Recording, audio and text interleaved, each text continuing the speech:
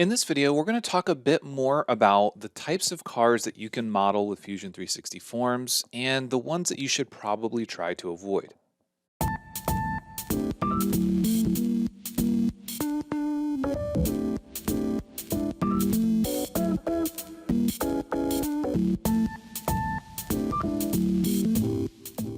Hey everyone, this is Matt with Learn Everything About Design, and in this video I wanted to tackle something that has come up in a handful of comments, and it's something I have kind of broached the topic a little bit before, but we haven't really gone into a deep dive to really understand some of the different limitations. And I think it's important that at least we talk about them so that will save you hours of frustration. So what I'm talking about is going to be the types of cars that you can or can't model with Fusion 360 Forms. And when I say can or can't, typically what I mean is they're going to be a lot harder, a lot more difficult to control. And we're also going to talk about Blender. And again, we're going to look at the Blender project that I've been slowly picking away at to kind of understand some of those differences. So the first thing that we're going to do is we're going to take a look at some smooth cars. We're going to take a look at some more boxy cars, and we're going to kind of see where some of the strengths and weaknesses lie. Now, on the screen was the model that I did as a speed through using Fusion 360 Forms. The form itself was the main portion of the body. And if we take a look at this, hopefully it doesn't break the timeline, but if we take a look at this, we can see that the body was done and the little cutaway on the side, even though I tried to incorporate it into the model itself, I actually ended up doing it as a separate surface and then removing it later. So despite my best efforts, I was not able to easily create the recess, the sort of feature line that was inside of the side of this vehicle. Now, you will note that I was able to get the hood to work out very well. I've got the little crease in the middle of the hood. And if we bring the edges back, you can kind of see how that was done. So in box display mode, you can see that I just basically have essentially a triangle here because we have symmetry. We've got this sort of three-sided patch at the front and it blends away at the back. And kind of the same thing here. We got this little triangle here and it gives us that ridge line and it sort of blends away. Now, besides the crease that goes through the side of this thing, some of the other areas of difficulty when we're talking about Fusion 360 Forms, they're going to be areas like the wheel wells and keeping a true cylindrical wheel well opening, fender flare, whatever you want to call it. You can start with a cylinder, and as long as you don't touch that cylinder, it stays pretty close to true. But as soon as you start manipulating things, you start adding lips to it, pulling it, move things around, then it starts to get less and less like a true cylinder, a true arc. And that is true for the front and the back wheel wells, especially on this. So you can see here in box display mode, it has sort of that large arc and the back is the same. And when we go into smooth display, you can see because of this creased detail on the side where we've got a harder line, you can see that it really starts to mess up the way that this wheel arch is. Now, in a render far away at an angle, you probably won't notice it, but in reality, this vehicle specifically has not a true crease, but it has a harder edge that goes along the side here and the same at the bottom. So while I was able to get that fairly true, it does influence the way that the fender flare works, and unfortunately, it messes things up. Another area of difficulty that we often run into when we're trying to model cars is going to be the A-pillar area and where it blends into the rest of the vehicle. Because the Fusion 360 forms are not a true poly modeling type of modeling approach, what we're doing with the box display is we're defining the control cage that ends up controlling the underlying curvature. So if I go to that sort of in between where we can see the box display, this is probably a good example right here in the middle. We can see the box display and we can see the smooth display underneath. They're not in the same location. So when we're trying to model cars to fairly accurate detail, then it becomes tricky because we're not actually controlling things on the surface. And when you're modeling in a smooth modeling display, then it becomes a little bit trickier because you can run into situations where the curvature underneath or the box display is not very good. So it's an interesting mix of parametric CAD and the poly modeling. It's somewhere in between, and it makes it a little bit more difficult for us to get true accurate details. We can get the big broad shapes fairly easily, but once we try to get into those minute details, we don't really have a great way to do it. And what we often end up doing is creating things like this T point here. And the T point is something that we end up needing to add to help control the curvature that happens in areas like where the A pillar forms up. So you can see that I had to have a lot of edges and subdivisions in this area to get anything close to what I wanted. So that sort of in a nutshell is going to be some of the things that you run into when you're trying to model something with forms. Now you can see after the fact, because I cut this crease away, I was able to keep it pretty straight and true, even though I did it with a form body. And I used some sketching tools to sort of trim out the headlight. And I didn't finish this model. It was really not intended to be a full detail model, but I at least wanted to get some of it done so that it looked sort of true to form. And this was to do a comparison between the surface modeling approach. So that is one example. Another example is the Subaru, and this Subaru is the one we originally started the forum series with. Now, this was never intended, at least initially, it was never my intention to make this thing a true tutorial. I didn't intend to go really past just doing this sort of front quarter. But I ended up finding a handful of things that were problematic, and I really wanted to sort of approach those. I wanted to address those. So when we take a look at this model, there are a couple things that I did differently for this model. We originally started, we had a crease that went down the hood and went around the bumper, and that was sort of the initial attempt. And we tried to do that with the fender flare because these cars, they generally have a pretty apparent crease where the fender flare is, but it is still truly smooth. So there were a couple areas where we really ended up having to add a lot of detail in order to control that without a true crease. So you can see like on the hood here, we've got some edges that are relatively close together. And if we go into box display mode, those are much closer together than they are in smooth display mode. So in box display mode, those two edges are really close, but in smooth display, you can see that they get sort of wider. On the fender flare itself, you can see that in smooth display, those are really close. You can see how they blend into this sort of multi-sided patch here. And in box display, they're much closer together. Now, unfortunately, we end up with some T-points. So you can see this is a 5-sided face. And that's, traditionally it's called an N-gon. And that's not really something that we want to do. This triangle is able to be 4-sided because there's a division that ends up coming through here. And the end result is fine. It's not a bad end result, but it's not ideal. This took a lot of work and a lot of time to try to sort of work that out. Another thing with this car that we sort of run into is like the windshield area. And the windshield area on this car, thankfully, was fairly rounded, whereas some older cars, so this is from the early to mid 2000s. The older cars from the 80s is where we really started to see a lot of harder corners, and those things are a lot harder for us to control. Another technique I used on this car was for the glass, for the windows, is I made a bunch of new subdivided bodies. So I made a couple new bodies for the glass. And then after I converted this to B-reps, then I used those to sort of trim away. So I used the rest of the body to trim away. And in the form body, I was able to sort of create this big lip here. And then I could make sure that this face actually went through that lip. So when I trimmed it after the fact, I had a nice surface that could sort of cut it. And again, it's not ideal because the glass is further away up here than it is down here. But in reality, we can't make this transition to the glass. It just doesn't work, especially since nearly all cars are going to have this sort of cowl vent area. Now, the older cars, again, when I say older, I'm really talking about 80s when things were really boxy. A lot of times the hood line actually carried all the way up to the glass, and there was a trim panel or something that hid the intersection between the glass and the bottom.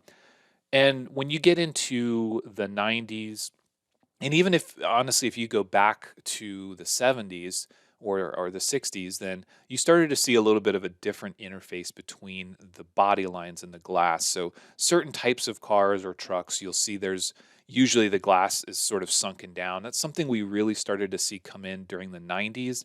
They were hiding the windshield wipers down in this sort of recess area and trying to get things a little bit more smooth and aero before there was really a good understanding of what good aerodynamics looked like. So this is another example, and the main problems again are really with the level of detail, getting those harder creases and trying to keep body lines that are actually straight from front to back. So we had to add so much detail to get some of these sort of edges and creases here that it ends up affecting the body lines that happen in the middle, like where the doors are. You can see I never actually cut the door jambs and the sills and the hood. It's all still one piece, but these are the kinds of things that we run into. So, with that in mind, let's take a look at the Ferrari. And then, obviously, this is one that we did an entire series on. So, start to finish, we did this with forms.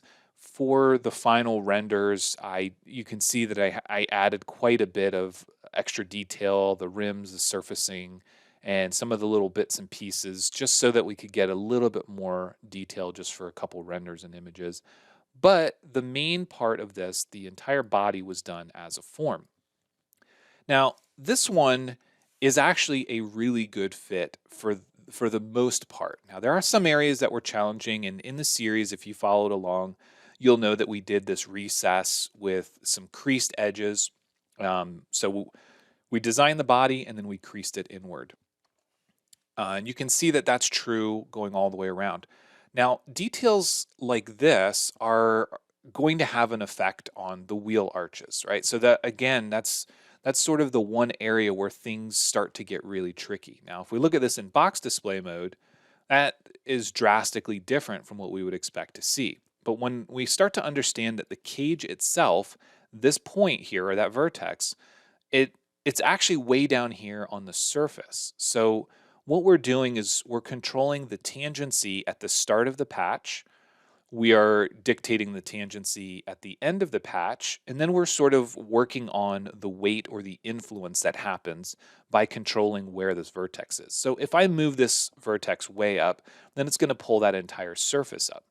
So understanding that the box modeling approach is not true to form like it is in poly modeling is important, because then we can start to understand that this area here, when we're in box display mode, obviously this is not an arc in box display mode, but when we go back into smooth display, we can see that it's not truly an arc, and we can try to manipulate it by using edit form, and we can get it closer, but there's kind of some diminishing returns here. In order for us to get a true sort of arc, what really needs to end up happening is we start with a cylinder, we divide it the exact number of times we need, and then we attach to it. Now, in the past, what I've done sometimes is I've actually gone in and used freeze, and inside of the wheel well, or potentially I'll divide up the lip a little bit more, and I'll actually freeze those edges to try to keep them exactly where they are.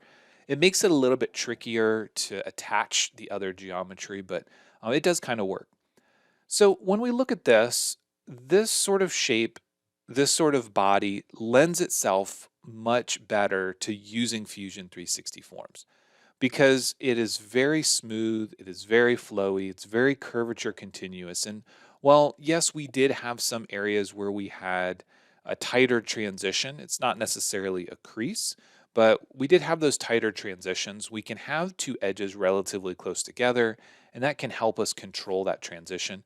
And in the back, we ended up doing, initially we ended up doing some creases, but you can see here that I've got a bunch of edges that are really close together. So when we're in smooth display mode, it actually is, true curvature continuous, and we don't have those creases. And there are still problems that happen here, of course. And again, with this car, with the Ferrari, it is very smooth body. So again, it does lend itself very well. But there are areas like the transition here in in this car. So depending on the year and depending on the options, this is actually a window here. And I didn't model it like that, but in reality, it probably would have worked better to carry that window line back. and then added that pillar in later, because these are the sorts of transitions that really are problematic for us when we're working on these cars. You also note that the side scoop I did as a separate surface. So again, this is a form body. And then after the fact, I cut it away. And then I simply added a fillet to that edge before I did this sort of fake door reveal. So this is a good candidate for using forms because it has nice smooth lines, curvature, continuity. We could have easily done this recess after the fact with surfacing tools and just drawn the whole body smooth, which would have made this wheel arch a lot better. And same thing with the back. You'll notice in none of the images or renders, I didn't really put anything from the side because the wheel really gives away how bad the arches do end up getting. But again, using a combination of tools, using some surfacing tools like we've already seen to to actually create these and then attach our form body to, that can be a good sort of hybrid workflow. Again, with the WRX, I ended up creating the glass as separate surface bodies. With the Ferrari, this in here was a separate surface body and removed later. Other things could have certainly been done that way as well. So that's a quick look at three different car bodies that we've sort of seen or taken a look at on this channel. There is another car body that I have been working on and trying really hard to find a workflow that does work in order to sort of explain how to do it. Now, unfortunately, after several attempts, several tries at trying to figure out a good way to make this work, exploring some of the tools like interpolate, seeing if I can get the smooth body a little bit closer to the box display, I just have not been able to come up with a good workflow that is consistent that does allow us to get these hard edges. Now this is the 1980s Corolla GTS is what we called it here in the States, AE86 or AE85 and the rest of the world. It's a Toyota Corolla, and this has a very boxy body. And part of the reason I wanted to show this is because when we get into Blender and I show you the Starion model that I've been working on, the the similarities between them will make a lot of sense. So if we take a look at a picture that I added in here, this is just a picture of a toy. And one thing you'll notice is it is very boxy. You know, it's a very boxy 80s car. This was traditional hatchback 80s design. And one thing that they did is they had smooth fender flares. And again, this is pretty standard. If you have like a Mark 1 Celica Supra or Mark 2 Supra or the Starion like I'm working on, the Corolla, a lot of cars had this very similar design. And then they have these sort of door creases, this area in the side where it kind of dips in and comes back out. And that kind of detail is what's extremely difficult to do in forms because we just don't have control over true straight lines, and we don't really have control over the curvature in a way that we can really do that. So in box display, this actually doesn't look so bad. I never finished the box display, but you can see that for the most part, it looks like the car. However, when we go into smooth display, this is where things start to fall apart. So you can see that I'm trying to control this here with some additional edges, and I was able to get pretty close to, to sort of how it works down there.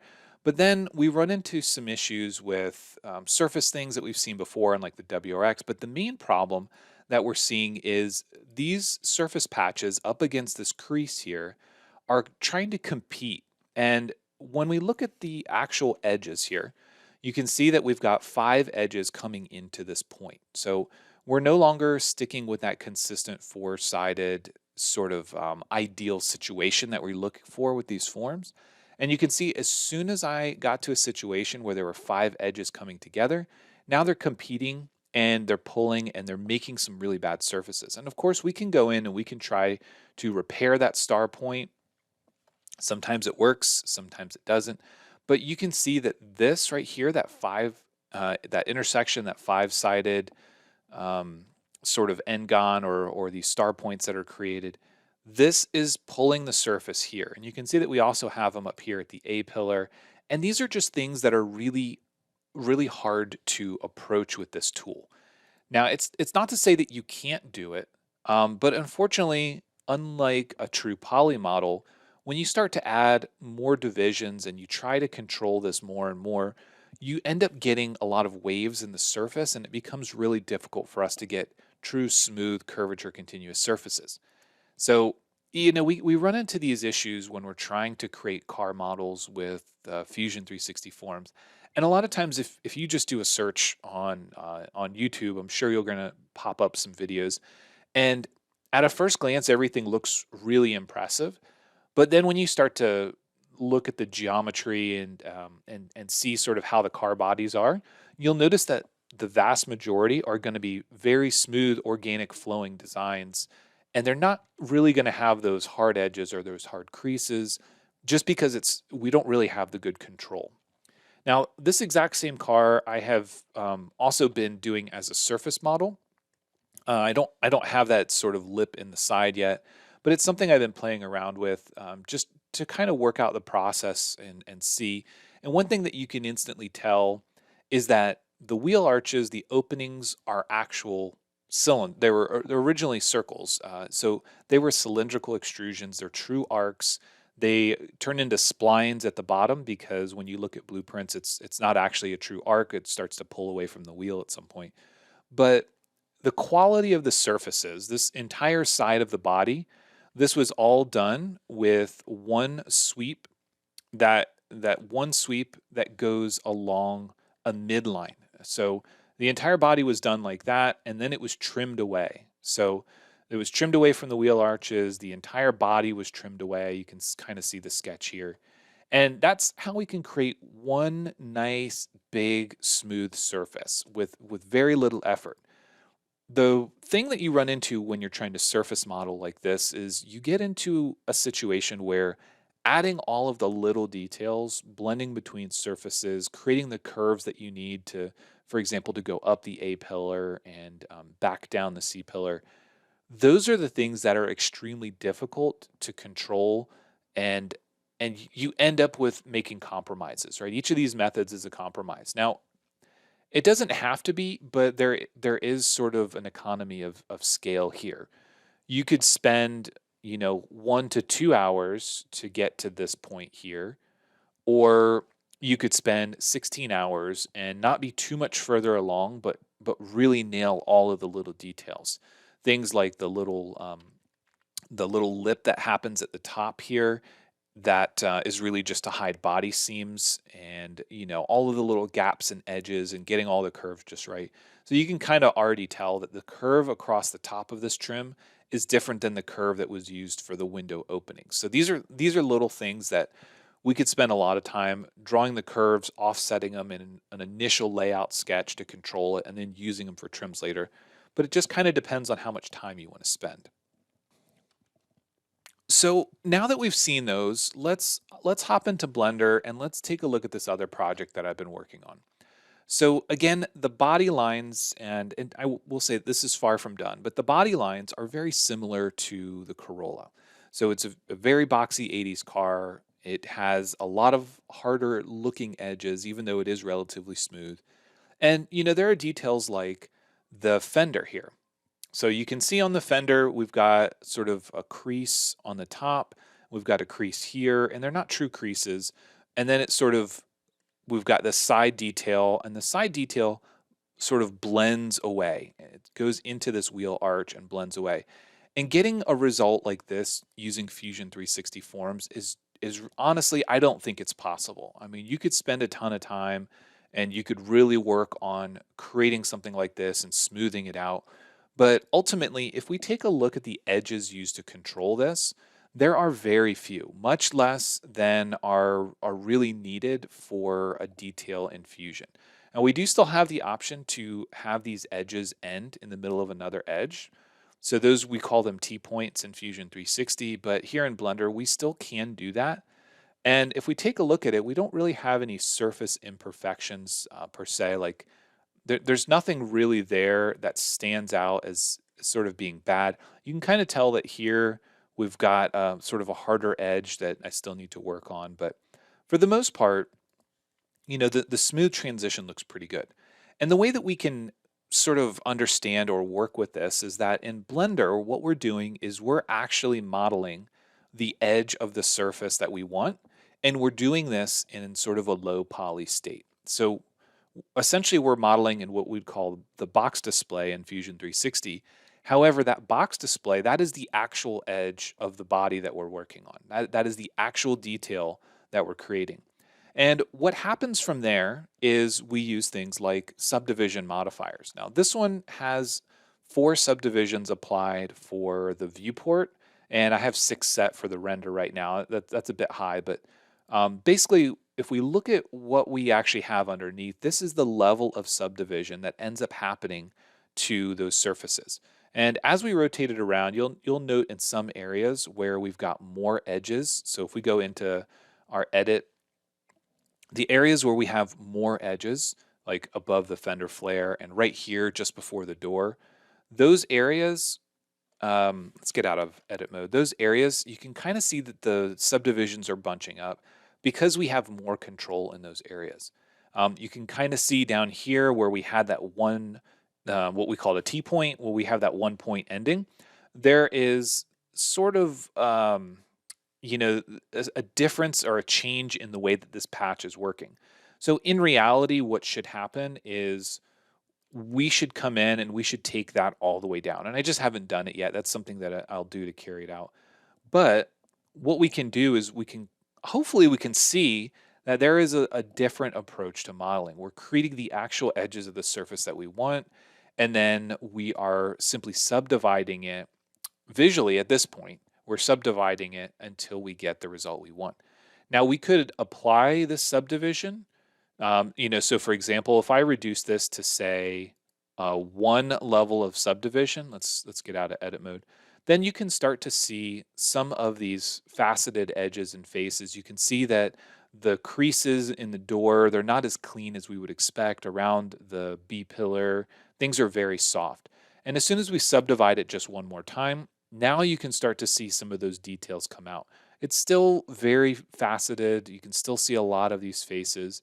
And if we go to 3, we're starting to get a smoother result. 4, even better. And when we go all the way up to 5, now we can start to see those harder edges.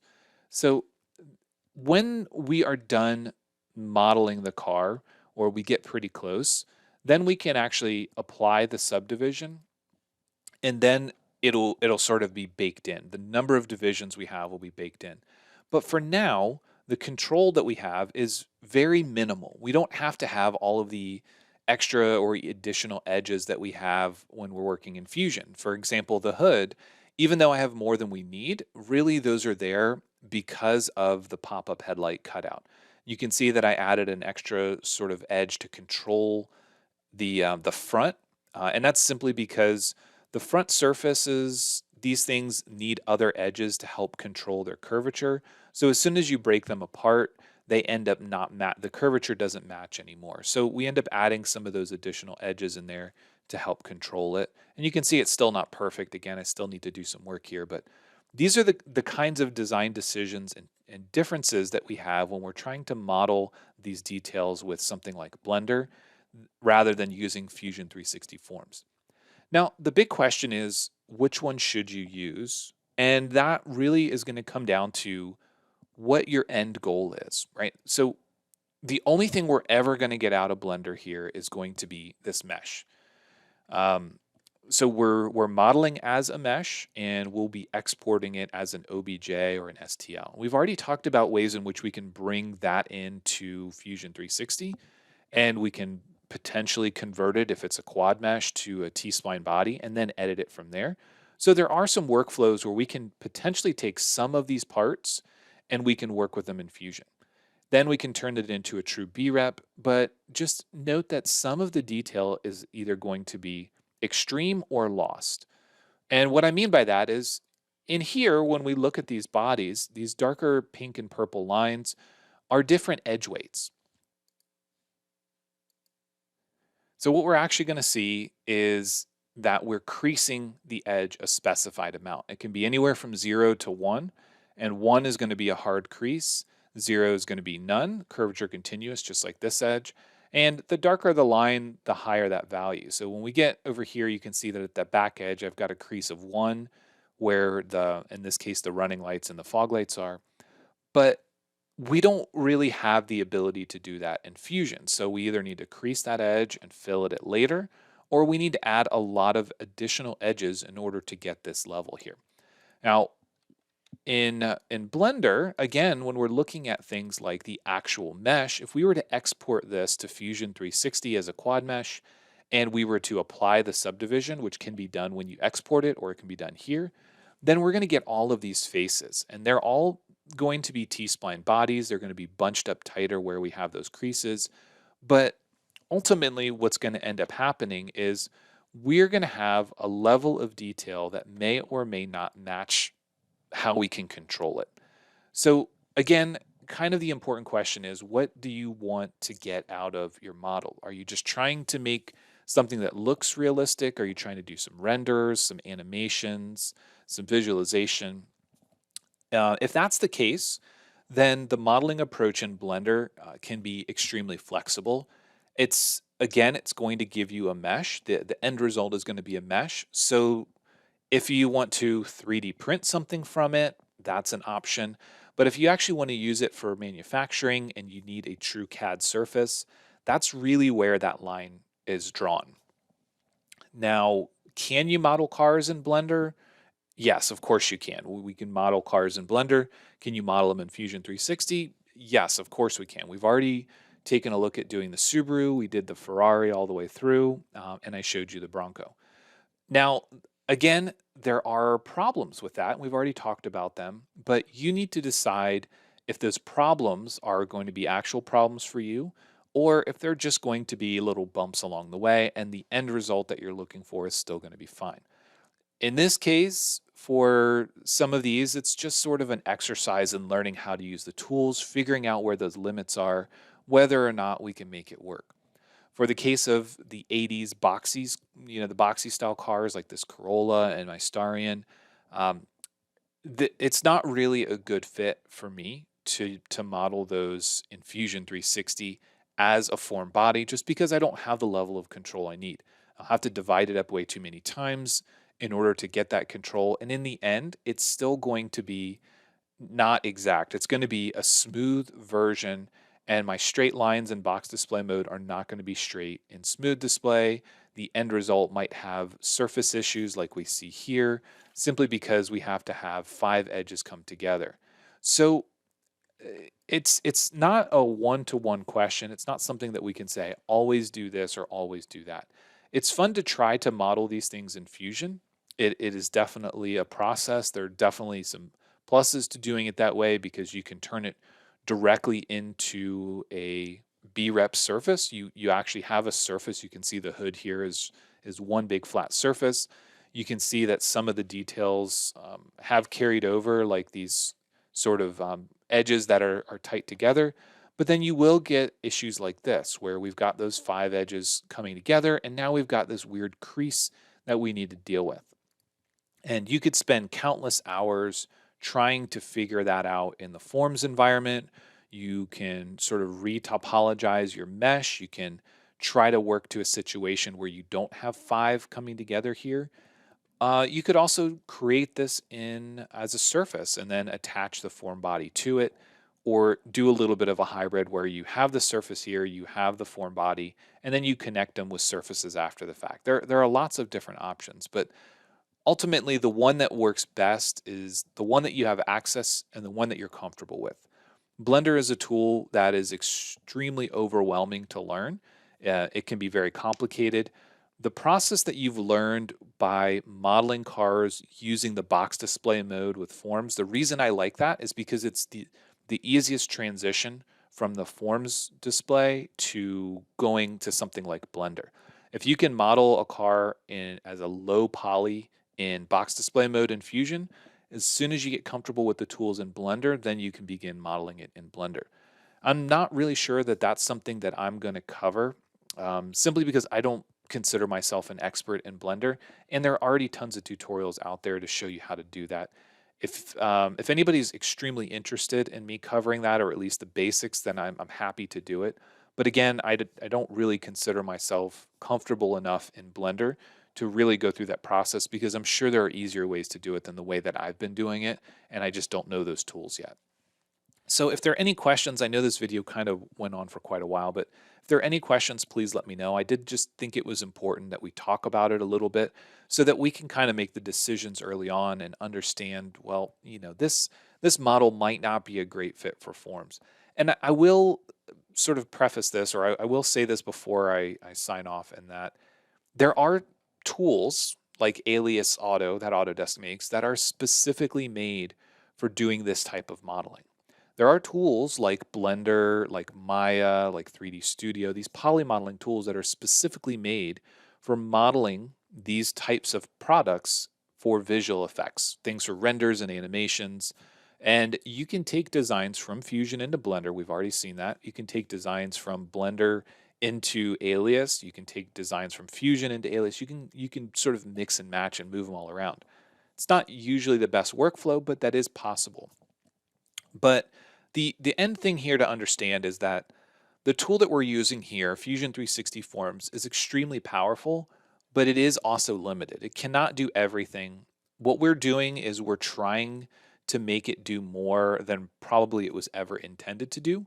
But it's also fun to understand and figure out where those limits are, because then it helps us make these decisions when we get down to having to model something. We can say, well, you know what? It's just not going to work to do the entire thing as a form. It's not going to work to do part of it as a form, and we can kind of make those decisions. I do plan on doing some additional forms videos where I'm talking about modeling some products that aren't cars. We could potentially do some simple things like shift knobs or some other details. We've talked a little bit about dashboard shapes in some of the other videos, but we'll potentially talk about some things where it is a really good fit. And the cars, it can be a good fit depending on the geometry, but it can also be extremely frustrating. And we've covered some of those frustrations with the Subaru WRX and fixing surfaces and stuff like that. And we've also made those decisions in the Ferrari series where I sort of mentioned that, hey, this would be easier to do it this way, but let's just try it. So with all that said, if there are any questions, again, please leave them in the comments or send me an email. As always, thanks for watching, and I'll see you in the next one.